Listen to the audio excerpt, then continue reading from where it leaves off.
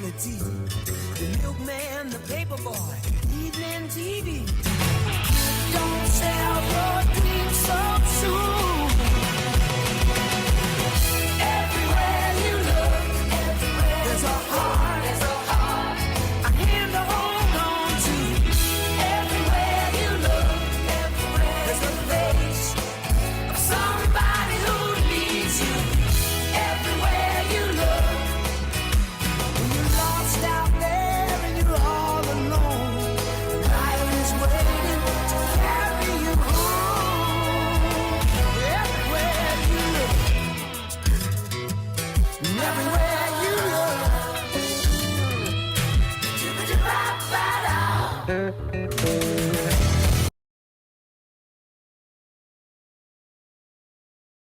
I pledge allegiance to the flag of the United States of America and to the republic for which it stands, one nation, under God, indivisible, with liberty and justice for all. Today on CVTV, I'll look into a special segment on Pearl Harbor. Good morning, CV. I'm Aiden Linder. And I'm Riley Zillian.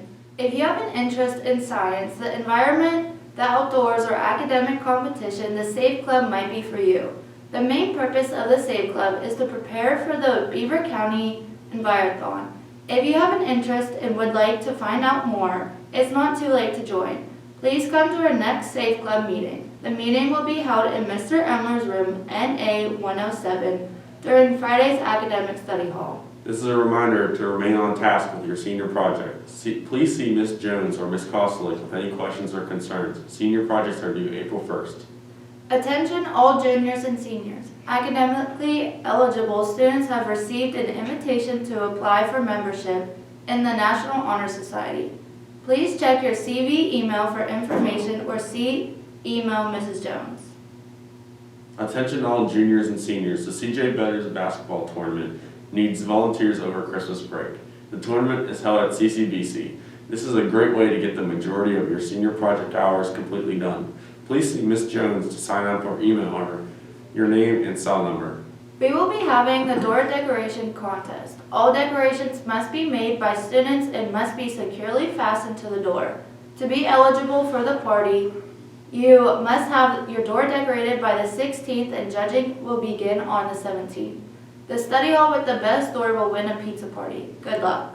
CV Rally towels are available to buy from Ms. DeLon or any FBLA member. They are $7. Stop in Ms. DeLon's room or see an FBLA member during lunch to purchase. Have you tried a drink from the Warrior Wake Up? To cheer on the CV football team, each drink purchased will have a Hershey Kiss on top. This Thursday, there will be a bonfire to up the football team before they play at Hershey.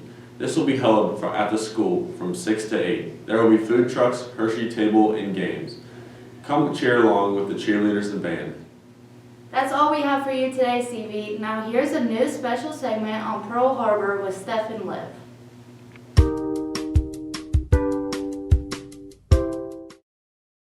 Hey CV, it's Steph and Liv here with a segment on Pearl Harbor. The attack on Pearl Harbor took place on December 7, 1941, making this the 80th anniversary. On that day, the Imperial Japanese Navy Air Service impeded on a United States naval base in Honolulu, Hawaii. The attack came as a surprise early in the morning. This attack led to America's entry into World War II, a country which had been neutral up until that point. Prior to the attack, the Opana radar site did detect a large, massive aircraft approaching from the north. This was dismissed, however, by a lieutenant who assumed that what was being detected was scheduled flight of aircraft from the continental United States. Here's a short video on the events of that day. On Sunday, December 7th, 1941, shortly before 8 a.m., Japan launched a surprise attack on the United States of America by bombing the U.S. naval base at Pearl Harbor, Hawaii. The base was attacked by 350 Imperial Japanese aircrafts. Though the raid only lasted 75 minutes, the Japanese destroyed or damaged nearly 20 American naval vessels, including 8 battleships and more than 340 airplanes. Over 2,400 Americans died in the attack, and many more were wounded. While the attack on Pearl Harbor was a surprise, tensions between the US and Japan had deteriorated over the decade, in particular with regards to Japan's expansion into China.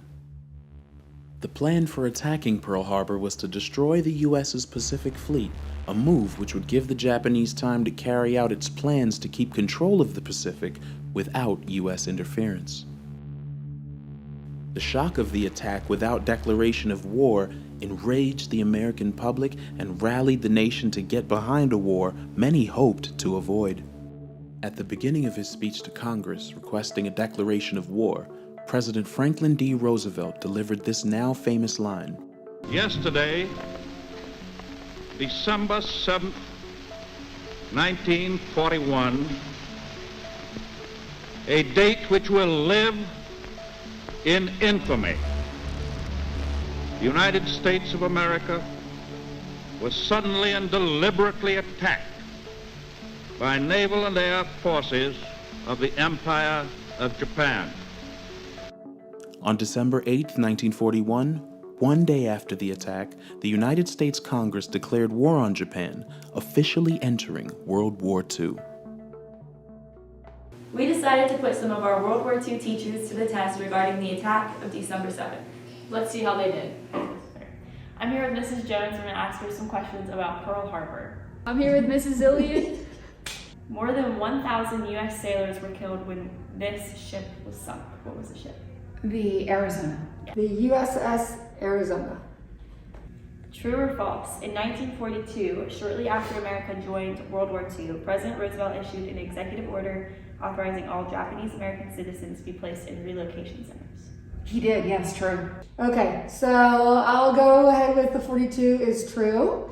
Who said this? I fear all we have done is to awaken a sleeping giant and fill him with terrible resolve. General Yamamoto. Yes. The Japanese admiral. Yep. On what U.S. battleship did representatives of the Allied and Axis powers sign 2 copies of the Instrument of Surrender? Missouri, it was the one that was anchored. Yes. Oh, I so know this. It has to do with someone's home state. Am I right so far? I'm gonna say Virginia. Where did the Japanese attack planes take off from? Somewhere in the Pacific. Okay. Pacific Ocean. Good. And what is the name of the official who dismissed the radar detection, assuming that what was the Imperial Japanese Navy Air Service was only aircraft from the continental United States? Lieutenant Tyler. This is a guess because I don't know. I remember reading about that. I'm gonna say Eisenhower, but it's probably not right because he was in Europe. We hope you learned something today, CV. Have a great day.